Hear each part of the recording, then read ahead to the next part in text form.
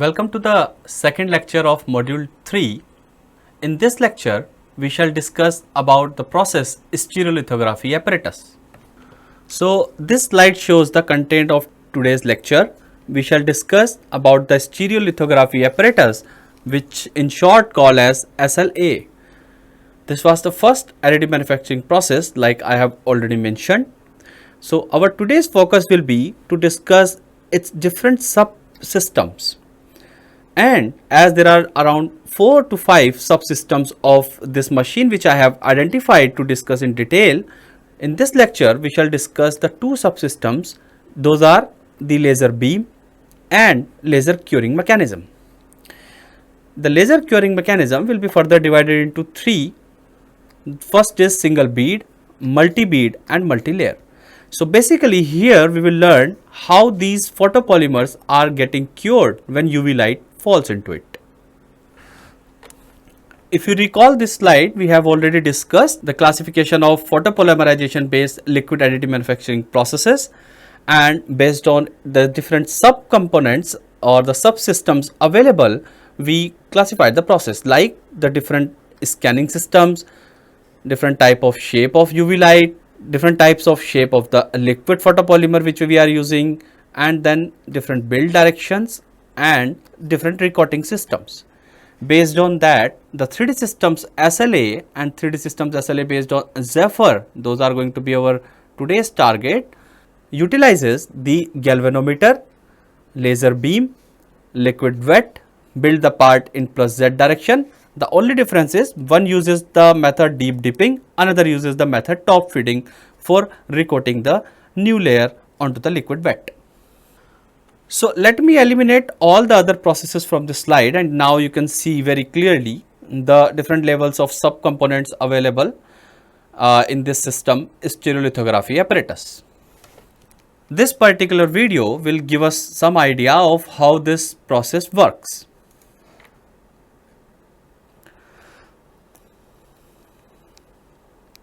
So these are the typical 3D systems SLA machine what you are seeing here, and this is the graphical user interface for the machine.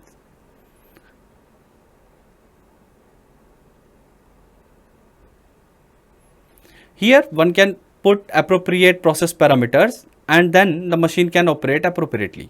Here what you can see, these moving blue dots are nothing but the laser beam. After scanning a layer, as you have seen, a recoater passes over and removes the excess material. The process repeats itself and builds the part completely.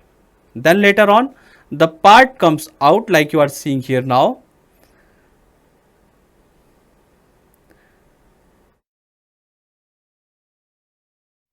And later on, we can remove the excess amount of material which is provided here as in the form of support.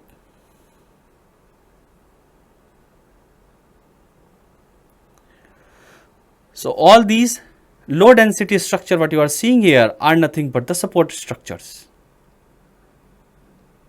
To get the final shape, these support structures has to be removed by using the appropriate tool such as knife, chisels and all.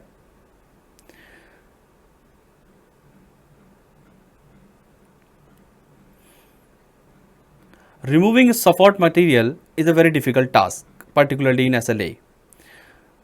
The worker has to be very careful because he should not damage the main material cured here while removing the support.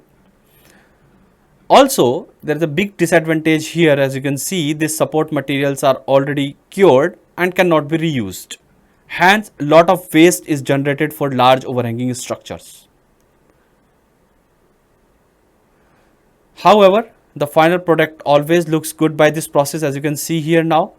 This is because this is the most accurate additive manufacturing process as already mentioned. Now in the case of 3D systems SLA, where a Zephyr is used, the only difference is the liquid material is not spreaded by deep dipping. Deep dipping means there is a part here which got cured, it goes down by a certain amount and then rise up to a certain amount, and then the new layer or the new liquid layer flows over it. That is the deep dipping. Instead, the recoating happens in this particular machine by spreading the layer of liquid material from top. So there is basically a hopper here. So assume that this is the hopper. This is the hopper and there is a liquid material here inside. When it moves from this end to this end, the liquid material falls like a curtain and it spreads over the previous layer. That is why this type of feeding is called as top feeding. That is the only difference between 3D Systems SLA, the conventional SLA, and 3D Systems SLA which uses Zephyr. Now, what are the basic steps involved in stereolithography apparatus are highlighted on this slide. Of course, in the pre-processing, we first generate the support structures in the CAD model itself wherever it's required. You have already learned how to identify the region where support is required in an STL file. Then after that, a planar slicing operation is performed. This also you have already learned. It is nothing but taking the intersection between a horizontal plane and the group of triangles of the STL file. Then after the pre-processing, the build process starts. These are the steps involved in the build process. The first step is the table goes down by the required layer thickness and the new liquid layer is recoated. If it is 3D Systems conventional SLA, then it is spreaded by a method called deep dipping, or if it is using the technology Zephyr, then the liquid resin will be spreaded by the top feeding. The beam scans the liquid layer for each loop. The border is first scanned basically. So for example, we want to make this particular layer in a slice. Then first of all, like we already discussed in our area filling lecture, first the outer boundaries are scanned and then the inside area is filled. So if 100% density is required, then definitely the step over will be, step over means the distance between the two consecutive passes will be defined based on that. Usually the outer contour is scanned with a smaller diameter laser. This is because it is going to give you the accuracy on the outer periphery, while the inside area is usually scanned with a larger diameter beam, and hence we can really save a lot of time in scanning these layers, because if we scan the inside layer with the smaller beam, it will take a lot of time, while if we scan the outer periphery by the larger diameter beam, then it may not be very accurate. Therefore, a good combination can be used to utilize in such a way that we save time as well as maintain the accuracy.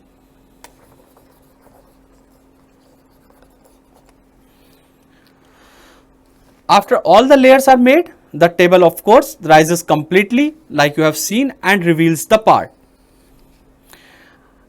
Also, once the part is completed, of course, the liquid which is trapped into the uncured zone is drained out.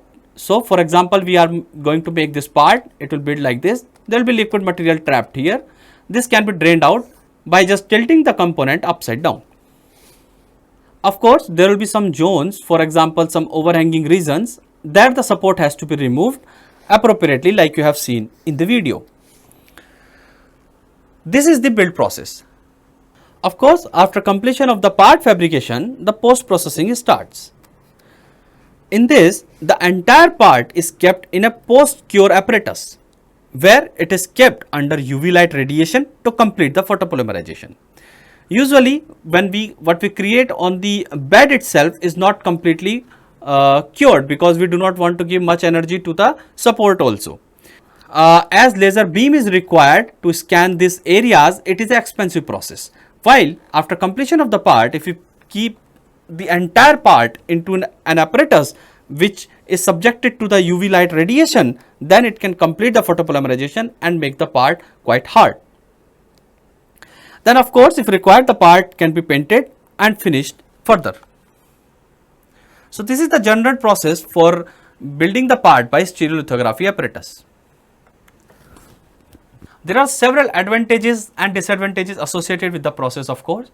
Advantages like, as this process uses galvanometers, those are consisted of tiny mirrors, can move the laser beam on the bed with a very high speed. The speed can go even up to 10 meters per second. Also, another most important benefit of the process is its accuracy. Like I have already mentioned, the process is the most accurate additive manufacturing process, because here you can spread the layer of the liquid with a very high accuracy. It may go even up to 5 micron or even less. Also, another benefit of this process is like you can make the pattern for creating the casting. 3D systems SLA, a particular name they give to create such pattern and call them as quick cast. These quick cast patterns can be further used to create the shell around, and then an evaporative casting process is used. There are few limitations of course for the process. It's a very expensive process because of the involvement of laser and the requirement of the liquid. This is another very important. As you have seen, even if you want to create a very small part, the entire tank has to be filled with the liquid resin. Otherwise, you will not be able to record the new layer. That is why, because of the involvement of lot of raw material also, the process is quite expensive. Also, the part which we produce by this process become brittle over the period of time because of continuing the polymerization through the ambient light also, because the UV light is available in the conventional white light also. Also, the parts are limited to only photopolymers. Like, we cannot use any random material for making the part by this process. The material has to be photopolymer. And of course, this process is not suitable for office environment as it is subjected to the fumes, and hence the health hazard issues are always associated with it. We have identified total 5 subsystems associated with the conventional SLA system. Those are: first, a UV laser. This is the laser beam which used as an energy source which scans the selected region over a layer of liquid photopolymer to cure it. As you can see here, written 1 here, this is the laser source. It gives you a sharp laser beam which passes through certain optics if required, and then got incident on a galvanometer. Based on the appropriate orientation of the galvanometer, the laser beam falls onto the liquid wet. Wherever the laser beam falls, that portion of the liquid will get cured. Now, if we are using a high power laser, of course we will be able to cure it very faster and the depth of penetration may be good. But if the laser is not having a very high power, the depth of penetration and other process parameters will depend on that. Hence, it is very important to understand the curing process, that what happened when laser beam really strikes on the photopolymer bed. So, the power density of the laser spot and material properties are 2 major factors to govern the curing process. Hence, that process is shown here by 2. Then, the laser beam is positioned, like I said, using a pair of 2 mirrors, and that is called as galvanometer, which is capable of deflecting the beam in 2 directions. Being a very low inertia of these mirrors, the scanning speed is very high. So, this is another system or another subsystem which is subjected of our interest, and we will discuss it in detail. Then in conventional SLA process, the entire part goes down like this, as you are seeing here, and the liquid material flows over it. As the liquid material flows over it, the layer which we just cured completely covered by the liquid. Then it rises up to a certain height, and then a recorder or a doctor blade wipes over it, and as it wipes here, it gives you the perfect layer height, as you are seeing here. So, this process is really very important, because in 3D systems SLA, the scanning of layer doesn't take time, while spreading the new layer takes much more time than that. Hence, it is very important for us to discuss about this recoating system which was available earlier in 3D systems SLA. Then, fifth is how we are moving this bed, because there could be different mechanisms for that. That is nothing but the Z axis of the machine. It could be having a rack and pinion arrangement like you are seeing here, or it can be a scissor lift mechanism. So, some of these mechanisms we will see very briefly. So, now our focus will be on these 5 subsystems.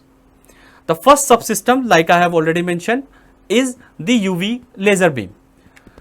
So before proceeding further, now let us discuss a little bit about the principle of laser, so that you will be familiar with the terminologies which I will use not only in SLA but wherever in additive manufacturing processes the laser is used.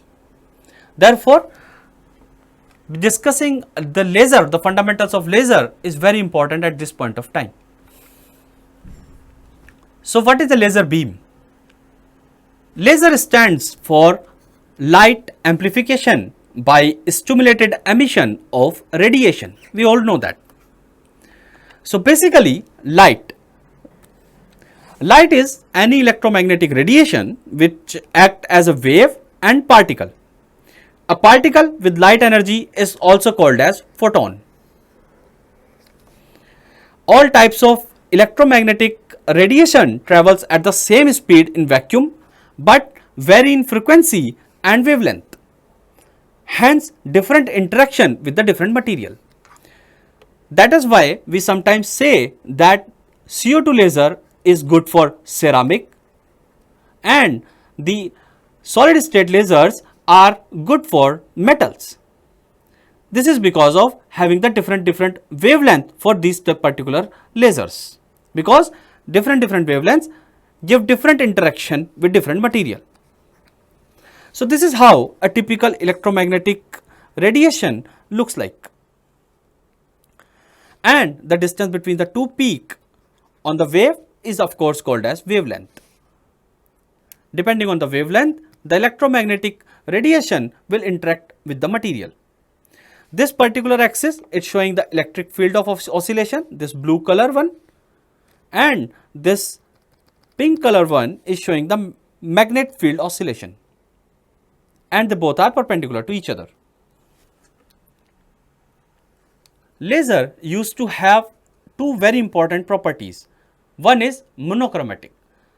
Lasers are monochromatic because the light which you see conventionally, the white light, is consisted of different colors or different wavelengths of light, while the laser consists of only a light of single wavelength, and that is why it is called as monochromatic light.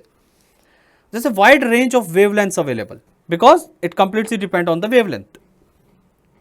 So for example, if you say the green laser, this will fall in this range, will have the wavelength of range 500 nanometer to 600 nanometer. Like we are discussing about SLA, we have already seen it uses UV laser. Hence, it will lie in this range. This is the ultraviolet range from here to here. And these are the different types of laser or the active mediums, those can produce these particular lasers of wavelength for you. Another important property of a laser beam is the coherence. Means if you have seen an LED can also give you a monochromatic light. Means the color of the light could be same. Color means the wavelength of the light is same. As you can see here, this is a red LED. It is emitting the monochromatic light. The wavelength of the light is same, but the light which it is producing is not coherence. Meaning to say, the light is traveling with different phase at different location in different directions. While in a laser beam, as you can see here, this is a laser beam, and you zoom here, you will find that the light will be in coherence. Means it is in phase and in same direction. The light is traveling only, all the waves are traveling in the same direction and they are also in phase, in same phase. They are not having different phase at any location. If I take this location, the phase is this. If I take this location, the phase is this. So the laser is basically coherence in nature. So these two properties, monochromatic and coherence, makes the laser beam different from the conventional light. Now let us discuss about the principle of the laser. To produce a laser, there are four different phenomena occur. First is called as absorption.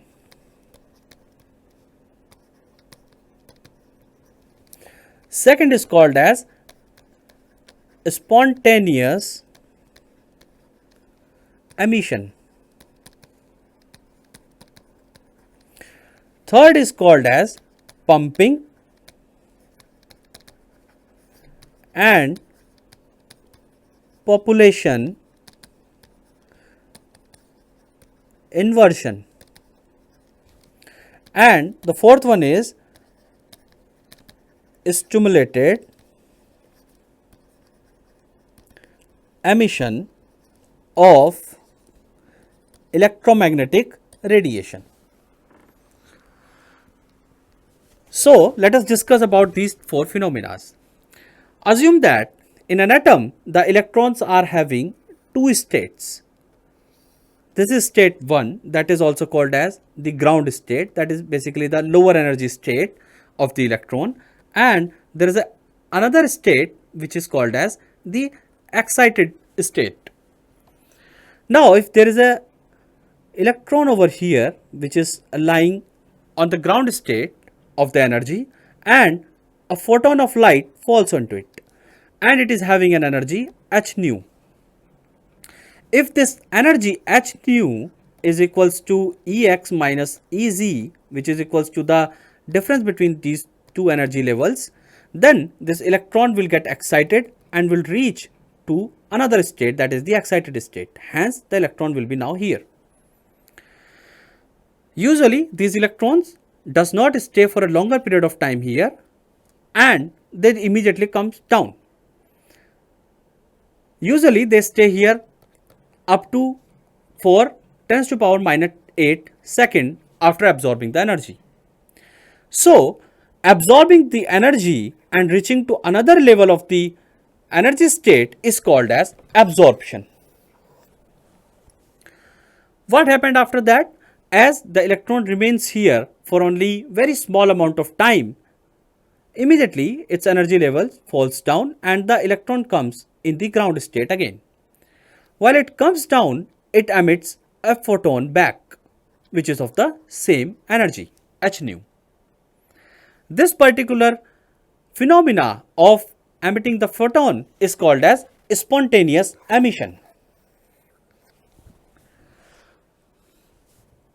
As this particular emission, as you can see, need not to be in correlation in phase, and hence it is not an coherence light. Means this photon which you are producing may not be in the coherence with the light which was incident on this. Also, if multiple photons are going up and then coming down, they will emit the photons at different times, and hence their phases may not be same. Means the light which we produce by the spontaneous emission may not be coherence. Now, how to get coherence light?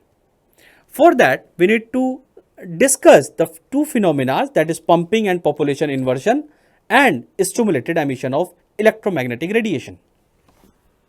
So, usually to produce laser, we need to prepare an active medium. Active medium could be a mixture of multiple elements and hence have some unique properties. Those properties can be elaborated by this analogy here. Now, I am assuming that there are three levels of energy, E1, E2 and E3. When a light falls onto the electrons available in the ground state or on the E1 level, energy will absorb the energy which is equals to maybe E3 minus E1, and hence the electron will jump into the high level of energy state, that is E3, and it will remain here only for 10 to the power minus 8 second, as we already know that. But in this active medium, there is a unique property, and hence there is an intermediate energy state available, that is called as metastable state. So, this was the ground state, this was the excited state, and in the active medium, like I said, there is a unique state available called as metastable state. What happens when the electron reaches here, as it stays only for 10 to the power minus 8 second, it immediately comes to the metastable state, which is an intermediate state, and here the electron usually stays for up to 3 into 10 raised to power minus 3 millisecond,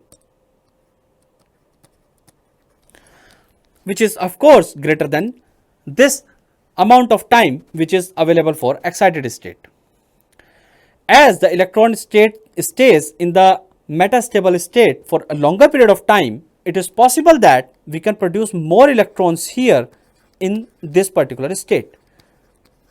So assume that if there are n1 electrons here in the ground state and n2 electrons are available in the metastable state, then if n2 is greater than n1, the phenomena is called as the population inversion.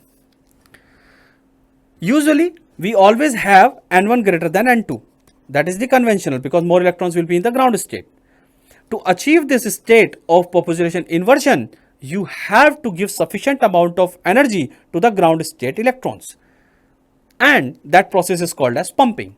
So in the simple words, you can understand it like this: if I give certain amount of energy with a particular frequency and I pump more electrons quickly in the excited states, and they then come back and stays in the metastable states immediately, then in that case the amount of electrons available n2 will be greater than the amount of electron n1 in the ground state. So providing this sufficient energy is called nothing but pumping. So if we pump the active medium appropriately, we can achieve the population inversion. Now let us discuss about the last phenomena, that is stimulated emission of electromagnetic radiation, because our question still remains. What we want is to produce a light where all the waves are in coherence. So how can we do that? Now let us consider only E2 and E1. As I have already said, there are a lot of electrons here in the E2 because population inversion already occurred, and there are few electrons here in E1 also. So now what will happen when a photon of energy h nu, which is equals to E2 minus E1, incident from an external source on the active medium or active system, the light energy in the form of photon stimulate elements in the state n2 to undergo transition to the state n1. So this particular electron, for example, is going down, it will be here and it will emit an photon of h nu energy. Now this particular photon will not emitted on its own, while the energy provided from the external source to the active medium will stimulate this photon from the electron, and hence now both of these, the photon which is coming from the external source and the photon which is emitted by the electron, are in the same phase. Hence the light which we are producing now, or these two waves, if you see these two photons, they are in the same phase difference. That means they have the same phase at any location. Now the light is coherence. When this stimulated emission dominates the spontaneous emission, we can successfully generate the laser. So this is how the laser cavity looks like. So this is the cavity of a laser, typical laser. This is the fully reflective rear mirror, means when the light will strike from here, it will reflect back completely. While this is the output coupler, which is also called as partially reflective front mirror. When a threshold occurs, the light will even pass through this. Before that, it will definitely reflect back. So here you can see you are pumping it from the outside and there are photons available inside. As we are pumping from outside, the atoms available in the ground state will get excited and reach to the excited state atom. When the atom will reach to excited state and you are appropriately pumping from outside, the population inversion will occur. Hence there will be more atoms available in the excited state than the atoms available in the ground state. Now if we give sufficient energy from outside, which is equal to the difference between the two states of the energy, that will emit electron or stimulate the photon from the excited atom, and hence the energy will be released in the same phase. So this is how basically the laser works. Now let us discuss a little bit about the two types of modes in the laser. As this is the mirror 1, this is mirror 2, the light can form different modes of the modes inside the cavity. And of course, this particular one is called as the longitudinal mode, and if I cut the beam from its cross section, and what we are seeing there is called as transverse mode. Essentially, they both are independent to each other. The transverse dimension in the resonator is normally considerably small than the longitudinal one. So what happened? Let us first discuss about the longitudinal mode.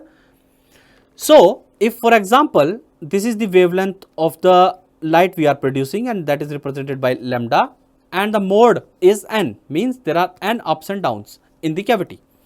Hence, we will definitely say that n lambda will be equals to L. So as length of the cavity is constant, either we can have different mode or the different values of wavelength. In this case, you can see as the mode increases, definitely the wavelength will decrease for a particular length of the cavity. However, we will see that we will not be having much difference in the wavelength if the mode changes by a little bit. However, if there is an aperture here, for example, from where the laser light is going to go out, that aperture may not be having everywhere continuous light. It may be having somewhere or may not be having at some places, and that is because of the interface. The number of the illumination on the aperture side or on the cross section of the laser beam are governed. The number of fully illumination on the transverse beam usually defined its quality. Also, it is called as transverse electromagnetic modes. It basically describes the shape of energy distribution in the energy beam cross section. So for example, this is TEM00, meaning transverse electromagnetic mode 00. Here you can see in this black zone, it's a fully bright area. While if you see in TEM01, there is one zone which is not fully illuminating, means this is a dark area here. There are two spots where we are getting fully illuminating area. Now this is TEM31 and this is the combination of TEM10 and 01. So how we defined it basically?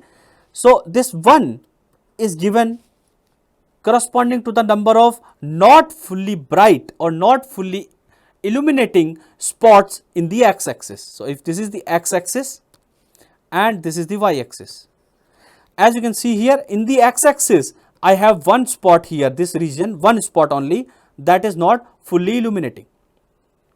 That means I am writing one spot available along the x-axis and there is no such spot available along the y-axis. As you can see on y-axis there is nothing. Hence it is TEM01.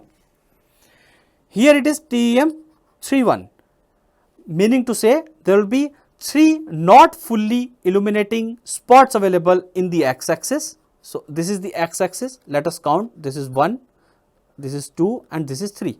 So yes, there are 3 such spots available along the x-axis, while along the y-axis only one such spot is available, that is here. Hence it is written as TEM31. Then there is a combination of course here, TEM01 plus TEM01.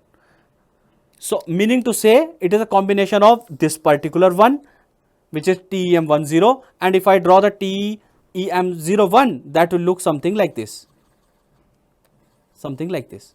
So a combination of this one and this one will look nothing but something like this, right? It will have a center spot where there will be no illumination. Hence it will look something like a donut laser. So this is how we defined the cross section of the laser beam, and it is very, very important for our further discussions. And the most preferable in the SLA is TEM00. This is because it does not have any spot where there is no illumination. We will discuss these topics in the upcoming lecture. Thank you very much.